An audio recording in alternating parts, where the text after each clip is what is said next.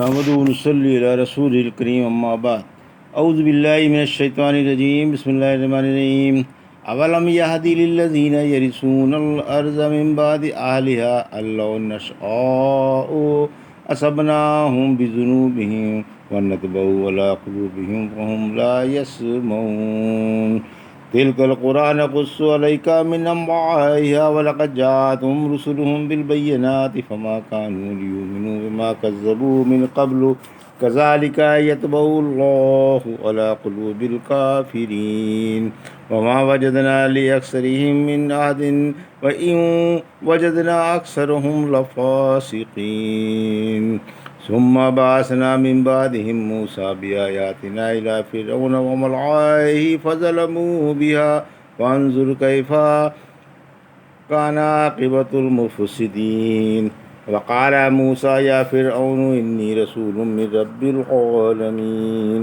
حقيق على ألا أقول على الله إلا الحق قد جئتكم ببينة من ربكم فأرسل معي بني إسرائيل قال إن كنت جئت بآيات فأت بها إن كنت من الصادقين فألقى عصاه فإذا هي ثعبان مبين ونزع يده فإذا هي بيضاء للناظرين۔ ابھی آپ نے سورہ اعراف کی آیت 100 سے 108 تک کی تلاوت سماعت فرمائی۔ ان آیتوں کا ترجمہ اور تفسیر اس طرح ہے۔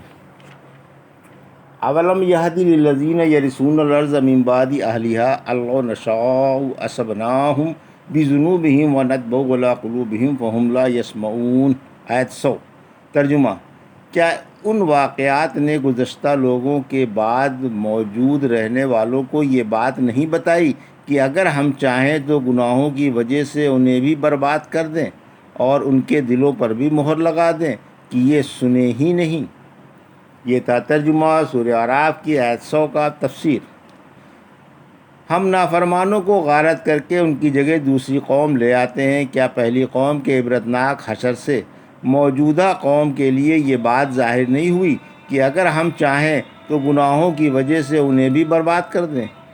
یہ جو دوسروں کے جانشین ہیں اور انہی کے قدم بقدم چل رہے ہیں اور اللہ کی بے دھڑک ہو کر نافرمانیاں کر رہے ہیں، اگر ہم چاہیں تو پہلوں کی طرح انہیں بھی سزا دے سکتے ہیں اور ان کے دلوں پر بھی مہر لگا سکتے ہیں تاکہ نصیحت اثر ہی نہ کرے۔ سورہ سجدہ کی آیت 29 میں فرمایا، کیا اس واقعے سے ان کی آنکھیں نہیں کھلیں کہ ہم ان سے پہلے بہت سی قومیں برباد کر چکے ہیں جن کی جگہوں پر یہ آتے جاتے ہیں؟ یقیناً اس میں بڑی بڑی نشانیاں ہیں، پھر کیا یہ سنتے نہیں؟ سورہ حج کی آیت 45-46 میں فرمایا، ہم نے کتنی ہی نافرمان بستیاں ہلاک کر دیں، اب وہ اپنی چھتوں پر گری پڑی ہیں اور بہت سے کنویں اور بہت سے مضبوط محل بیکار ویران پڑے ہوئے ہیں۔ کیا کافر دنیا میں چلے پھرے نہیں تاکہ ان کے دلوں میں سمجھ اور کانوں میں سماعت پیدا ہوتی؟ یہ واقعہ ہے کہ آنکھیں اندھی نہیں ہوتیں بلکہ سینوں والے دل اندھے ہو جاتے ہیں۔ سورہ انعام کی آیت 10 میں فرمایا، آپ سے پہلے رسولوں سے بڑا بڑا مذاق کیا گیا، لیکن یہ جس عذاب کا مذاق اڑایا کرتے تھے اسی نے انہیں آ گھیرا، اور بھی ہم معنی آیتیں ہیں جن سے معلوم ہوتا ہے کہ کافروں پر اللہ کے عذاب اور مومنوں پر اللہ کی رحمتیں اترتی ہیں۔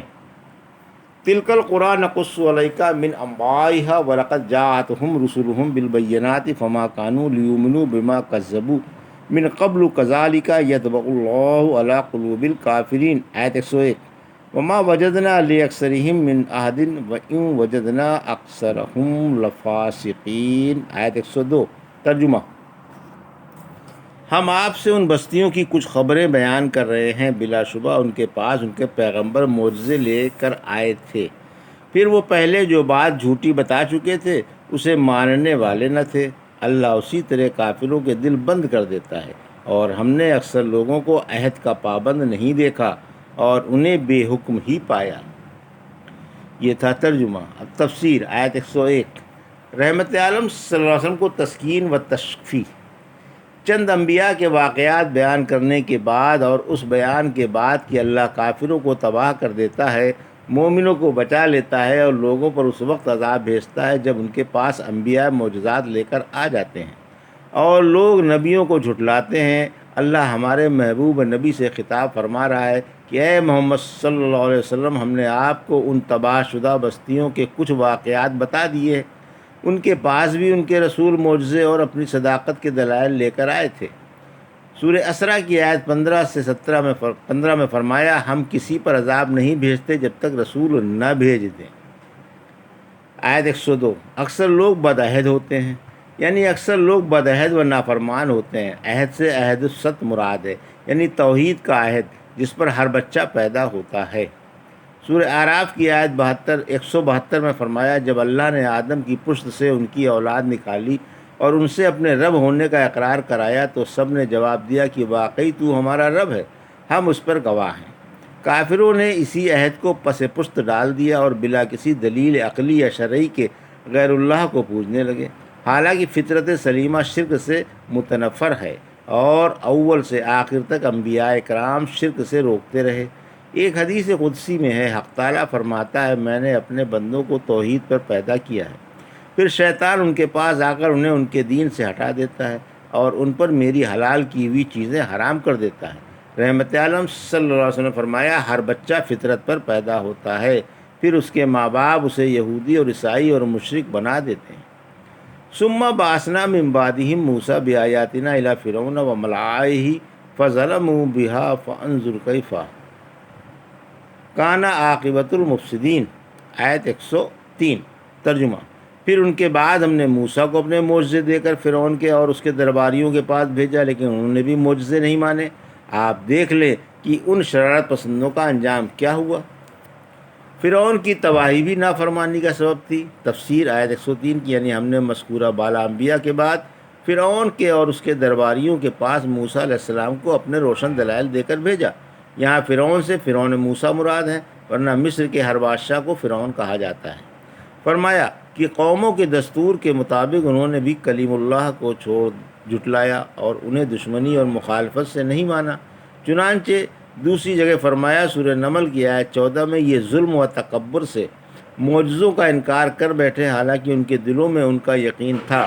آپ دیکھ لیجئے کہ ان شرپسندوں کا کیسا انجام ہوا۔ فرعون و فرعونیوں کا یہ انجام ہوا کہ ان سب کو موسیٰ علیہ السلام کی آنکھوں کے سامنے بحر قلزم میں غرق کر دیا گیا تاکہ مسلمانوں کے دل ٹھنڈے ہوں اور وہ بھی اللہ کی نافرمانیوں سے بچتے رہیں۔ وقال موسیٰ یا فرعون انی رسول من رب العالمین حقیق علی اللہ اقول علی اللہ الا الحق قد جئتکم ببینۃ من ربکم فارسل معی بنی اسرائیل۔ آیت 105، قال ان کنت جئت بآیات فأتی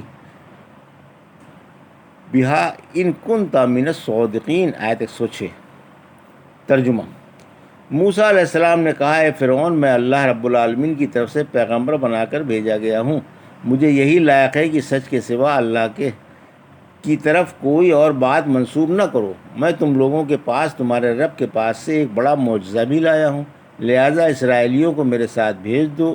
بولا، اگر تم کوئی معجزہ لے کر آئے ہو تو اسے پیش کرو اگر سچے ہو۔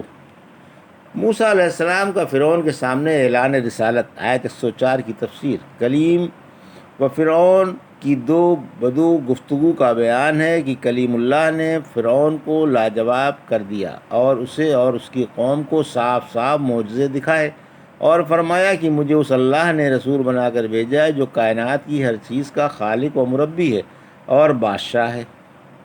آیت 105، انبیاء کی باتیں سراسر حق ہوتی ہیں، مجھے یہی لائق ہے کہ میں اس کی طرف سچی بات کے سوا کوئی جھوٹی بات منسوب نہ کروں۔ یہ میرا فرض ہے کہ میں اللہ کے نام سے جو کچھ تمہیں بتاؤں وہ سراسر حق ہو، کیونکہ میں اس کی شہنشاہیت اور بیکراں عظمت سے اور اس کے جلال و قہر سے خوب خبردار ہوں، اور تمہارے پاس زبردست نشانیاں لے کر آیا ہوں جنہیں اللہ نے مجھے میری تصدیق کے لیے عطا فرمائی ہیں۔ لہٰذا پنجہ زور و استبداد سے اسرائیلیوں کو رہا کر دو اور انہیں ان کے رب کی عبادت کرنے دو جو تمہارا بھی رب ہے، کیونکہ یہودی ایک بڑے بزرگ پیغمبر یعنی یعقوب بن اسحاق بن ابراہیم بن خلیل اللہ کی اولاد ہیں۔ آیت 106، فرعون سے آزادی کا مطالبہ اور فرعون کا انکار۔ فرعون تمہارا مطالبہ ناقابل تسلیم ہے، نہ میں تم کو رسول مانتا ہوں اور نہ تمہارا مطالبہ پورا کر سکتا ہوں۔ اگر تم سچے ہو اور رسالت پر کوئی دلیل لے کر آئے ہو تو اسے پیش کرو۔ فَأَلْقَىٰ عَصَاهُ فَإِذَا هِيَ ثُعْبَانٌ مُّبِينٌ۔ آیت 107، وَنَزَعَ يَدَهُ فَإِذَا هِيَ بَيْضَاءُ لِلنَّاظِرِينَ۔ آیت 108، آخر آپ نے اپنا عصا ڈال دیا، پھر یکایک وہ ایک صاف اژدہا بن گیا، اور اپنا ہاتھ باہر نکال لیا تو وہ دیکھنے والوں کو چمکدار معلوم ہونے لگا۔ یہ تھا ترجمہ آیت 107 108 کا۔ تفسیر آیت 107، موسیٰ علیہ السلام کا فرعون کو معجزے دکھانا۔ جب فرعون نے آپ سے معجزہ مانگا تو آپ نے اپنا عصا زمین پر ڈال دیا، جو ایک خوفناک اژدہا بن کر منہ پھاڑ کر فرعون کی طرف لپکا۔ فرعون گھبرا کر تخت سے کود پڑا اور موسیٰ سے کہنے لگا کہ اس بلا سے مجھے بچاؤ۔ آپ نے ترس کھا کر اسے پکڑ لیا تو وہ حسب سابق عصا بن گیا، لیکن فرعون ہوا سے باختہ ہو گیا۔ ہوش جاتے رہے، کافی دیر کے بعد اس کے ہوش و حواس درست ہوئے۔ آیت 108، بیضا والا معجزہ بھی دکھایا گیا۔ آپ نے دوسرا معجزہ یہ دکھایا کہ اپنا چادر میں سے ہاتھ ڈال کر جو نکالا تو وہ سورج کی طرح درخشاں تھا۔ یہ کسی بیماری یا مرض سے نہیں، بلکہ اللہ نے اپنے آپ کو یہ معجزہ عطا فرمایا تھا۔ سورہ نمل کی آیت 12 میں فرمایا، تو اپنے گریبان میں ہاتھ ڈالو جو بغیر برس کے سفید و براق نکلے گا۔ پھر آپ نے ہاتھ آستین میں کیا تو اپنی اصلی حالت پر آ گیا۔ یہ تھا سورہ اعراف کی آیت 100 سے 108 کا ترجمہ اور تفسیر جو بھی آپ نے سماعت فرمائی۔ بارک اللہ لی و لکم فی القرآن الحکیم ونفعنا وإیاکم بآیات الذکر الحکیم۔